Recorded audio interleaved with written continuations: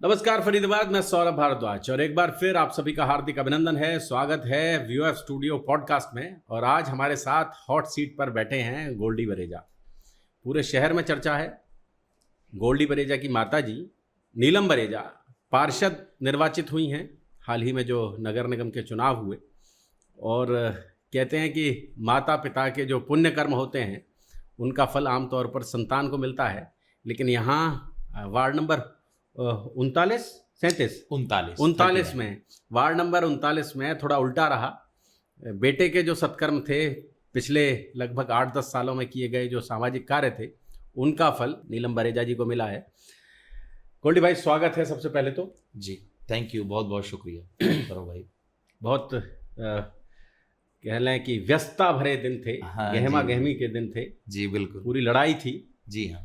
और पिछला पखवाड़ा तो पूरा जंग में बीता है। जी बिल्कुल सही बात है। जी, तो कैसा महसूस कर रहे हैं अभी? सौरभ भाई देखिए, कहते हैं जितना बड़ा संघर्ष सफलता भी उतनी बड़ी होती है। तो रिजल्ट आपके सामने है। वार्ड 39 की जनता ने बहुत प्यार दिया, बहुत समर्थन दिया, बहुत आशीर्वाद दिया और रिजल्ट आपके सामने है। अभी कितनी एज हो गई गोल्डी भाई?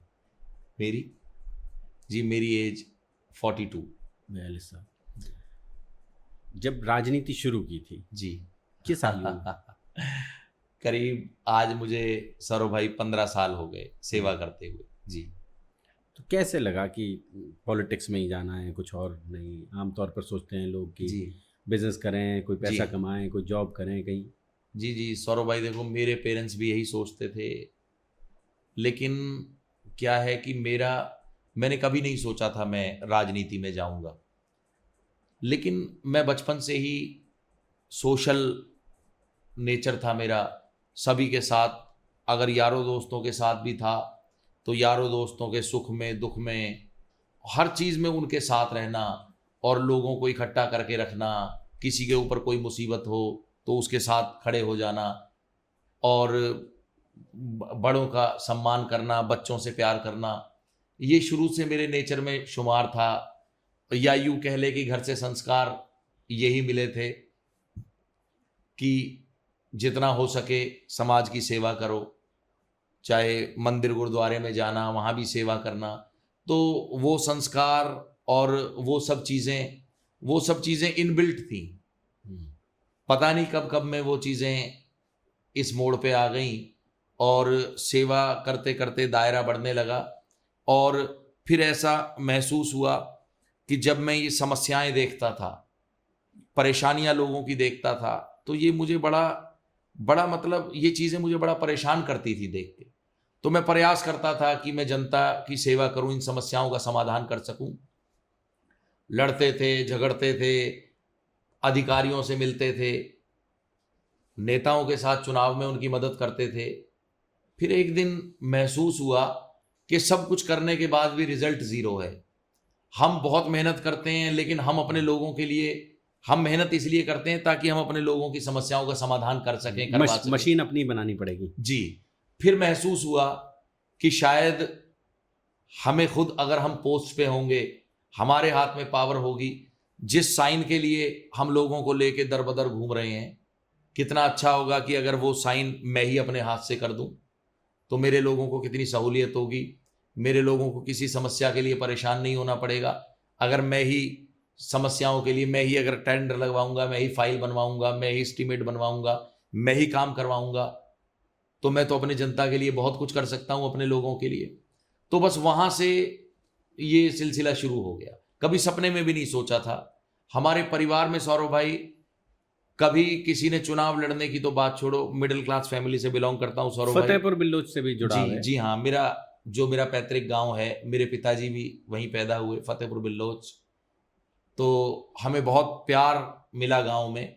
और आप देखिए कि हमारे परिवार में कोई भी ऐसा शख्स नहीं जो राजनीति से दूर दूर तक भी टच में हो। इवन मैं आपको कमाल की बात बताऊंगा कि मेरे राजनीति में जब मैं ज़्यादा इन्वॉल्व हो गया, तब मेरे घर वालों को पता चला कि एमएलए और एमपी में बड़ा कौन होता है, एमएलए का दायरा क्या होता है और एमपी का दायरा क्या होता है। तो राजनीति परिवेश नहीं था, दूर दूर तक कोई बताने वाला नहीं था, कोई समझाने वाला नहीं था, लेकिन बस मैं चलता चला गया, परिवार वालों का आशीर्वाद, लोग जुड़ते गए, कारवां बनता गया। बस बस बस जनता का बहुत प्यार मिला। गोल्डी भाई, ये कैसे था? पीछे जब राजनीति शुरू हुई तो शायद भाजपा के साथ, फिर जी, कांग्रेस जी, के जी, साथ, और जी, फिर हाँ। अब निर्दलीय लड़ने का फैसला। जी जी जी। देखिए सौरभ भाई, मैं आपको बताऊं कि मेरी लाइफ के कुछ प्रिंसिपल्स हैं, मैं अपनी लाइफ में कुछ सिद्धांत लेकर चलता हूं, और देखिए मेरा मानना है मैं कुछ भी छोड़ सकता हूं, मैं अपने उसूल और सिद्धांतों को नहीं छोड़ूंगा, चाहे उसके लिए मुझे कोई भी कीमत चुकानी पड़े, और मैंने कीमत चुकाई भी है। आप भी, मेरा जो राजनीतिक सफर है वो आप भी देख रहे हैं, और मेरे वार्ड 39 की जनता ने भी देखा।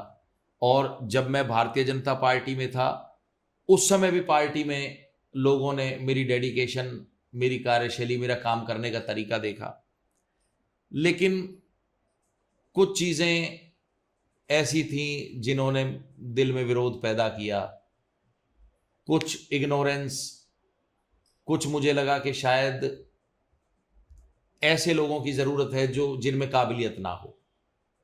तो वो समय बड़ा मतलब ऐसा गुजरा मेरे ऊपर कि मैं बहुत मेंटली भी बहुत परेशान रहा कि जब हमारे एफर्ट्स 100% हैं फिर भी हमें अगर इग्नोर किया जा रहा है, नेग्लेक्ट किया जा रहा है, हमारे खिलाफ काफ़ी चीज़ें की गई, राजनीतिक षड्यंत्र रचे जा जी रहे हाँ, हैं। जी हाँ, बिल्कुल। तो फिर बड़ा आहत हुआ, और देखिए फिर मुझे ये लगा कि अगर मैं जिंदा हूं, देखिए जो मर चुका है एक मुर्दा होगा, उसे एहसास नहीं होता। जिंदा और मुर्दा में सिर्फ एक ही फर्क है कि जो जिंदा होगा उसको एहसास होगा, जो मर चुका होगा उसका एहसास खत्म हो जाता है। तो सौरभ भाई, मेरे मन में एक विरोध पैदा हुआ, मैं अपनी बात को रखना चाहता था लेकिन मुझे वो प्लेटफॉर्म नहीं दिया गया। मैं अपने दिल की पीड़ा भी रखना चाहता था लेकिन शायद कोई कंधा ऐसा नहीं मिला जहां मैं अपनी पीड़ा रख सकूं।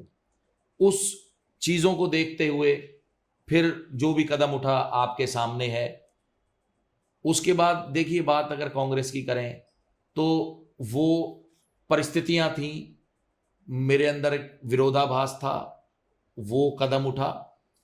लेकिन जहां तक टिकट की बात है कांग्रेस की, देखिए मैं किसी भी पार्टी को गलत नहीं कह रहे कहूंगा। हैं गोल्डी भाई एकदम एकदम सियाने राजनेता की तरह बिहेव किया। जब जी लगा कि भारतीय जनता पार्टी से जी कुछ लाभ हो सकता है तो गोल्डी भाई बीजेपी में, फिर लगा कि जब जी कांग्रेस की ताकत आने वाली है, जी कांग्रेस जी की सरकार आने जी वाली है जी तो जी कांग्रेस में, और जी फिर लगा कि कांग्रेस का ठप्पा अगर साथ लग जाएगा तो नुकसान हो जाएगा चुनाव में, जी जी। तो फिर निर्दलीय। देखिए सौरभ भाई, मैं आपको एक बात बताऊं, सौरभ भाई मैं बहुत सीधा आदमी हूं। अगर इतना दिमाग मेरे पास होता ना तो आप यकीन मानिए मैं भारतीय जनता पार्टी में ही रहता और मुझे टिकट भी मिल जाती। लेकिन 4 साल पहले ये तय हो चुका था कि गोल्डी बरेजा आपको टिकट नहीं मिलेगी। अच्छा, ये 4 साल पहले मुझे बंद कमरे में बता दिया गया था कि गोल्डी बरेजा आपको टिकट नहीं दे पाएंगे। टिकट तो 100 एंड 100 कंडीशंस में ही जाएगी। फिर भी मैंने ये सोचा, मैंने कहा चलो जी मैं इंडिपेंडेंट चुनाव लड़ूंगा, मैं आपका ही रहूंगा। लेकिन उसके बाद अभी भी इंडिपेंडेंट चुनाव ही लड़ा है और जी हाँ, आपका ही हूं। जी लेकिन देखिए सौरभ भाई, लेकिन मैं वाया हो बताऊं, गया वो। सौरभ भाई मैं बताऊं आपको कि मैंने ये नहीं सोचा कि कांग्रेस की सरकार बन रही है इसलिए। मेरे दिल में एक पीड़ा थी और ये पार्टी के नेता भी जानते हैं, पार्टी के लोग भी जानते हैं। और मैंने बताया आपको कि मुझे जो भी पार्टी ने जिम्मेदारी दी मैंने वो 100% निभाई होगी, 99% नहीं। ये पार्टी के सभी नेता भी जानते हैं, सभी कार्यकर्ता भी जानते हैं, मेरा बिहेवियर भी जानते हैं, मेरी कार्यशैली भी जानते हैं। लेकिन उसके बाद जो मैंने कहा मेरे साथ हुआ उसका मुझे दुख था। अब मैं कांग्रेस की बात बताऊं आपको, ऐसा नहीं है मैंने कभी भी किसी पार्टी को गलत नहीं कहा। जब मैं भारतीय जनता पार्टी में था, आप देखिए मैंने कभी कांग्रेस को बुरा नहीं कहा, गाली नहीं दी। जब मैं कांग्रेस में था कभी मैंने भारतीय जनता पार्टी को, अब मैं कांग्रेस में आया, मैंने भारतीय जनता पार्टी को गाली नहीं दी। हाँ, मैंने हमेशा, चाहे लोकसभा में रहा चाहे विधानसभा में रहा, जो मुद्दे मेरे आसपास के हैं मैंने सिर्फ उन्हीं पे बात की। मैंने सीवर की बात की, मैंने पानी की बात की, मैंने मेन हॉल की बात की, मैंने टूटे हुए रोडों की बात की, गंदगी की बात की, मैंने आवारा पशुओं की बात की, मैंने इन सारी चीजों पे बात की, क्योंकि यही चीजें हैं जब मैं घर से निकलता हूं और मैं कूड़े के ढेर देखता हूं तो आप यकीन मानिए वो कूड़े के ढेर मेरा पीछा करते हैं। जब लोग मुझे फोन करके बताते हैं घर में शादी है, घर में कोई डेथ हो गई, सीवर ओवरफ्लो हो रहे हैं, तो मुझे बहुत दुख होता है। मैं सोचता हूं कि अगर इनकी जगह मैं होता तो मैं इस परिस्थिति से कैसे गुजरता। ये सारी चीजें मेरी रही और इन्हीं मुद्दों पे मैं हमेशा बोला हूं। इसके अलावा मैं बड़े बड़े मुद्दों पे, नेशनल इंटरनेशनल मुद्दों पे, वो मेरे मुद्दे नहीं है, वो मेरा लेवल नहीं है। तो मैंने कभी ये नहीं सोचा कि मैं अपने स्वार्थ के लिए राजनीति करूं। हुआ क्या, कांग्रेस में आप देखिए, पार्टी बुरी कांग्रेस भी नहीं है, पार्टी बुरी बीजेपी भी नहीं है, पार्टी बुरी आम आदमी पार्टी भी नहीं है, जेजेपी, इनेलो, कोई पार्टी बुरी नहीं है। लेकिन परेशानी क्या थी, आप देखिए कांग्रेस कुछ चीजों पे इनिशिएटिव लेना चाहिए, वो लोग इनिशिएटिव नहीं ले पाए। संगठन की बात करें तो देखिए, संगठन गोल्डी भाई इस बार नाम की चीज नहीं है। इस बार जी जितने लोग कांग्रेस से चुनाव लड़ना चाहते थे, जी जब उन्होंने ये देखा, और जो गंभीर उम्मीदवार थे, जो जो इलेक्ट्रोल पॉलिटिक्स में बने रहना चाहते थे, जी जी जी आप ये समझें कि वो लोग कांग्रेस से दरकिनार हो गए। उन्हें लगा कि कांग्रेस का साथ लेने का कोई लाभ नहीं है, कांग्रेस का सिंबल लेने का कोई लाभ नहीं है, जी और हम लोग बेकार में किसी कंट्रोवर्सी में आ जाएंगे। जी तो लोगों ने निर्दलीय चुनाव लड़ना ज्यादा अच्छा समझा बजाय कि कांग्रेस का सिंबल लेने के। बिल्कुल ठीक। कांग्रेस के नेता थे, कांग्रेस के कार्यकर्ता थे, वो कांग्रेस के टिकट पर चुनाव नहीं लड़ना चाहते थे, जो गंभीर थे। जी बिल्कुल, बिल्कुल सही बात है। देखिए, मैं वही बात कह रहा हूं। हुआ क्या, एक तो संगठन की बहुत बड़ी कमी है कांग्रेस के पास, संगठन नहीं है। दूसरा, कुछ मुद्दे अभी हाल ही में ऐसे हुए जो, जहां पे देखिए कि राष्ट्रता की कोई बात थी, तो वहां पे इनिशिएटिव लेना चाहिए था। वहां भी इनिशिएटिव लेने में थोड़ा सा ये पार्टी पीछे रह गई। और दूसरा, संगठन के नाम पे इनके पास कुछ भी नहीं है, तो ये बड़ा दुख होता है। देखो, हमारे जैसे कार्यकर्ता का क्या है, हम तो मेहनत करते हैं। हमारी मेहनत, सौरभ भाई, सिर्फ यही है कि हम चाहते हैं कि जनता के जो काम है ना, जनता के काम हो जाए। हमारे एफर्ट्स तो सिर्फ इसीलिए, हमारा संघर्ष तो इसी का रहता है। और फिर जब वो चीजें, जब आपके पास स्ट्रक्चर ही नहीं है, इंफ्रास्ट्रक्चर ही नहीं है। अच्छा, इस बार चुनाव में गोल्डी भाई एक और बड़ी बात थी, जो निर्दलीय चुनाव लड़ रहे थे जी, उन्हें कांग्रेस के लोग भी अप्रोच कर रहे थे, जो मेयर पद का चुनाव लड़ रहे थे, और जी। जो बीजेपी का मेयर पद का चुनाव लड़ रहे थे वो भी अप्रोच कर रहे थे जी जी जी कि भैया आपके जो वोट हैं, आपके जो जी। निजी वोट हैं, वो हमारे पास हैं। तो जी, ऐसा जी, ऐसा भी रहा क्या? देखो, ये तो होता ही है चुनाव में। जी। हर कैंडिडेट किसी ना किसी को अप्रोच करता है। फिर मेयर का बड़ा चुनाव है, हर आदमी एक्सपेक्ट करता है। तो ऐसा नहीं है, अप्रोच हमें बीजेपी की तरफ से भी किया गया, अप्रोच हमें कांग्रेस की तरफ से भी किया मैंने गया। कहा कि निर्दलियों की तो मौज जी थी। हाँ, जी हाँ। लेकिन ये देखिए, बड़ा चुनाव था और मेयर का चुनाव था। अपने विवेक से हर इंसान वोट देता है। और दूसरा, जब ईवीएम खुलती है तो वो भी बताती है। तो हमने अगर किसी की कोई मदद की होगी तो वो जो हमारे यहाँ की ईवीएम खुली होंगी, उनसे पता लग गया होगा। जी। हालांकि ये जो चुनाव था, इस बार के चुनाव में बहुत ज्यादा मदद की जरूरत नहीं थी। जी। जो विपक्षी थे वो तो इसलिए नहीं लड़ रहे थे कि नतीजे हाँ, पता ही हैं। बिल्कुल, और बिल्कुल, जो exactly। सत्ता में थे वो, उन्हें पता था कि हम जीत रहे हैं, तो फिर उनके लिए भी बहुत सारी चीजें। जी जी जी जी। देखिए, चुनाव, अगर मेयर के चुनाव की बात करें तो वो वन साइडेड चुनाव था।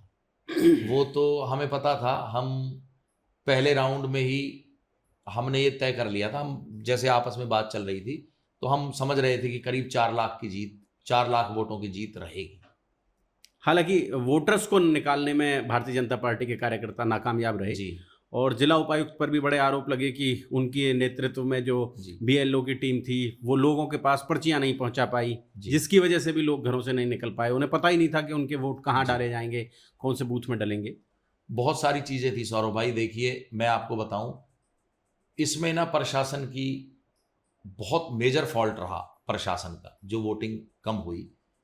एक तो आपकी बात बीएलओज वाली है कि बीएलओज पहले आपने देखा होगा कि घर घर पर्चियां डिस्ट्रीब्यूट करते थे, वो अब की बार नहीं पहुंची। दूसरा, लोगों को मोटिवेट किया जाता था। आपको याद होगा, चुनाव में एक ब्रांड भी, किसी ना किसी ब्रांड को भी लाया जाता था कि भाई ये अब की बार चुनाव के लिए भाई ब्रांड चेहरा है, एम्बेसडर है, ब्रांड हाँ। एम्बेसडर है चुनाव के। आप देखिए अब की बार कोई ऐसा प्रयास ही नहीं किया गया कि पोलिंग परसेंटेज पे कोई ध्यान दिया जाए। वोटर लिस्ट थी बड़ी अनसिस्टमेटिक। मैं तो आपसे दिल की बात कहूं, ये चुनाव बहुत मतलब मैनेज चुनाव था ही नहीं, बहुत मिसमैनेजमेंट थी चुनाव में, बहुत राम राम मिसमैनेजमेंट। करके ये चुनाव निकला है। हाँ, अब देखिए लोगों को ये नहीं पता था कि आज हम वोट करने जा रहे हैं और वहां 2 मशीनें देखने को मिलेंगी। कई एक्सपीरियंसेस लोगों ने आपको बताए भी होंगे अपने। तो ये देखिए प्रशासन की ड्यूटी बनती है कि उस चीज के लिए प्रचार होना चाहिए था, ये पता होना चाहिए था, हर आदमी तक ये इंफॉर्मेशन जानी चाहिए थी कि 2 मशीनें होंगी, एक पिंक होगी एक वाइट होगी। ठीक है पेपर में निकाल दिया, लेकिन कितने लोग पेपर पढ़ रहे हैं और कितने लोग उस खबर को पढ़ रहे हैं। उस चीज का प्रचार उस तरीके से नहीं हो पाया जिस तरह से होना चाहिए था। तो ये भी एक बड़ा फैक्टर रहा।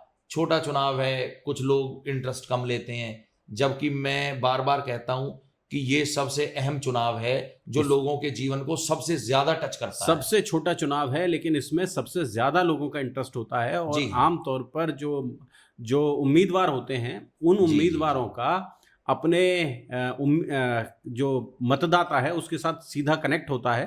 और जी। मतदाता भी इसीलिए बाहर निकल रहा है कि मैं फलाने आदमी को जिताने जा रहा हूँ। उसका बिल्कुल कोई पार्टी से बहुत ज्यादा संबंध नहीं होता, बिल्कुल सही उसका कोई बात। बहुत ज्यादा संबंध बड़े नेता से, बड़े राष्ट्रीय दल से नहीं होता। जी जी वो अपने जी, उम्मीदवार को जिताने के लिए निकलता है। जी बिल्कुल सही बात। तो इसलिए चुनाव में जब वोटिंग कम हुई और नगर निगम के चुनाव में वोटिंग कम हुई तो लोगों को बड़ा अजीब सा लगा और लोगों ने इस पर बड़ा जी हाँ जी हाँ। अफसोस भी जताया ये कि सारे फैक्टर्स थे। आप देखिए वार्ड बंदी हुई, वार्ड बंदी के बाद जो वोटर लिस्ट तैयार की गई, वोटर लिस्ट मैं पूरे हरियाणा की गारंटी देता हूं, आप पूरे हरियाणा का सर्वे कर लें, हर आदमी आपसे ये कहेगा घर की 1 वोट कहीं थी, 2 वोट दूसरे वार्ड में थी। ये मैं आपको फरीदाबाद की बात नहीं कर रहा, अगर कहीं हिसार सिरसा में भी चुनाव हुए हैं, कहीं भी चुनाव हुआ है, आप इस बात को क्रॉस चेक कर लें, मेरी बात को क्रॉस वेरीफाई कर लें। और बहुत ज़्यादा ज़रूरत नहीं थी। हाल ही में नगर निगम से पहले 4 महीने पहले ही विधानसभा के चुनाव हुए थे, उसी वोटर लिस्ट को भी लेकर बैठ जाते तो भी शायद जी हाँ। बात बन जाती। जी हाँ जी हाँ लोगों को इस तरह से भागना नहीं पड़ता। जी। बहरहाल जीत हुई है जी और बड़ा प्यार मिला लोगों का वहाँ। जी, बहुत बहुत बहुत ज्यादा। और मैं तो देख रहा था, मैं तो उस सभा में भी था जहाँ वो बड़ी इमोशनल हो गई थी सभा। जी जी जी और गोल्डी भाई माता जी दोनों बहुत इमोशनल हो गए थे। और लोग तो देख रहे थे कि वो जिस दिन प्रमाण पत्र लेकर आ रहे हैं उस दिन भी वो जी सौरभ बहुत भाई। भावनाओं का खेल था। जी सौरभ भाई। तो भावुक लोग, भावुक जो साथी थे वो साथ जी। थे, भावनाओं से जुड़े हुए जी लोग हाँ, साथ थे। जी बिल्कुल। और उन्होंने कहीं ना कहीं बहुत मन से चुनाव बहुत लड़ा। बहुत संघर्ष किया सौरभ भाई। आप यकीन मानिए, परमात्मा जानता है, मेरा चुनाव मैं नहीं लड़ा, वार्ड 39 की जनता मेरा चुनाव लड़ी है। हर वर्ग, महिला, बुजुर्ग, नौजवान, बच्चे, सब चुनाव लड़ रहे थे। आप यकीन मानिए, मैं जहां जाता था ना वोट मांगने, या फिर महिलाएं जाती थी या हमारे बच्चे जाते थे, तो उनसे लोग ये कहते थे यहां मत आओ, कहीं और वोट मांगो, यहां टाइम वेस्ट मत करो। इतना प्यार अब लोगों को। प्रवीण जोशी जी को बधाई दी नहीं दी? जी अभी नहीं दी। अभी नहीं दी। आगे की राह कैसा सोच रहे हैं गोल्डी भाई? आगे की राह, चूंकि आमतौर पर ये कहते हैं कि निर्दलीय पार्षद बन जाए तो उसके पास तो कुछ है ही नहीं, क्योंकि तमाम इमदाद जो आनी है वो केंद्रीय मंत्री, राज्य के मंत्री या विधायक के माध्यम से आनी है। जी और वहाँ कहीं कहीं लगता है कि पहुँचेगी नहीं पहुँचेगी। जी तो ये कैसे संभव होगा? जी देखिए सौरभ भाई, ऐसी कोई बात नहीं है। इंडिपेंडेंट होने का मतलब है किसी पार्टी का ना होना, इतनी सी बात है। अब अगर बात काम की कहें तो देखिए, मैं सबसे बड़ी बात कहूँगा, सबसे पहले तो इंसान की इंटेंशन, इंसान के अंदर विल पावर होनी चाहिए काम करने की। दूसरा, जहाँ तक मैं जानता हूँ, अगर हम अपने फरीदाबाद की बात करें तो चाहे हमारे गोल्डी भाई जब नहीं पार्षद थे, माता जी जब पार्षद नहीं थी, जी जी तब भी पार्षदों जैसा ही काम कर रहे थे। जी हाँ बिल्कुल बिल्कुल। तब भी हमारा प्रयास यही था कि तो हमारे अब कैसा रहेगा? नहीं, अब देखिए उसका बेनिफिट मिलेगा। अब अगर कोई पावर, कोई डेजिग्नेशन हमारे पास है जो उसके राइट्स हैं, तो उसका बेनिफिट तो हमें मिलेगा ही। और दूसरा मैं आपको बताऊं सौरभ भाई, मैं समझता हूं, मैं अब हमारे हाल ही में एमएलए हैं, विपुल गोयल जी हैं, MP साहब हमारे कृष्णपाल गुर्जर जी हैं। मैं, ऐसी बात नहीं है कि मैं इन लोगों से परिचित नहीं हूँ या इन्हें फरीदाबाद में कोई नहीं जानता, ऐसी बात नहीं है। मैं ये भी जानता हूँ कि ये लोग, ठीक है, कहीं मतभेद हमारे कभी रहे हों या हो गए हों, बात अलग है, लेकिन ये लोग इतने नैरो माइंडेड भी नहीं है, ये ब्रॉड माइंडेड लोग हैं। और मैं समझता हूँ कि जनता के अपने काम चुनाव के लिए भी तो वोट चाहिए उन्हें। हाँ, और जनता के काम के लिए मैं नहीं समझता कि भाई ऐसा कुछ आएगा कि हमारी ईगो कहीं क्लैश होगी, ऐसा कुछ नहीं। और मैं बताऊं सौरभ भाई, गोल्डी बरेजा का तो वैसे भी नेचर भी नहीं है ऐसा। हाँ, नहीं नहीं नहीं, बिल्कुल नहीं है सौरभ भाई। मैं तो, आप मेरा नेचर जानते हैं, जिसने मेरे लिए एक कदम आगे बढ़ाया होगा ना, तो मैं उसके लिए 10 कदम आगे बढ़ाता हूँ। तो वो नहीं, हम तो ये है कि अगर मिलके जनता की सेवा करनी है, और जनता की सेवा वो भी कर रहे हैं, मेरा अपना दायरा है, उनका अपना बहुत बड़ा दायरा है, तो अगर हम साथ मिलके जनता की सेवा करेंगे तो मुझे भी ऐसा लगता है कि वहां से मुझे भरपूर मदद मिलेगी। और देखिए, अगर हम जनता के मैं भी बीजेपी के लिए मदद कर दूंगा। देखिए, जो समय होगा हाथ को हाथ धोता है, इसमें तो कोई ऐसी बात ही नहीं। देखो, अल्टीमेटली राजनीति हमें जनता के लिए करनी है, तो जहां जनता का भला होगा वहां रह के जनता की सेवा करेंगे। जी, बहुत बढ़िया। गोल्डी भाई, हमारे स्टूडियो आने के लिए, हमें समय देने के लिए आपका बहुत बहुत धन्यवाद। बहुत बहुत शुक्रिया सर। जोड़ेंगे फरीदाबाद आपको शहर की ऐसी ही और राजनीतिक चर्चाओं के साथ। बहुत बहुत धन्यवाद। Thank you.